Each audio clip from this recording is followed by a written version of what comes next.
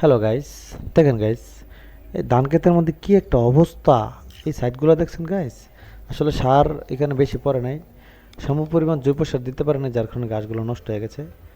আর দেখেন এখানে যে এগুলো হচ্ছে খের গাইস, এই দেখেন কত সুন্দর করে কেটে নিচ্ছে, কিন্তু একটু আঁকা বাঁকা হয়েছে গাইস। ভিডিওটা দেখতে থাকেন।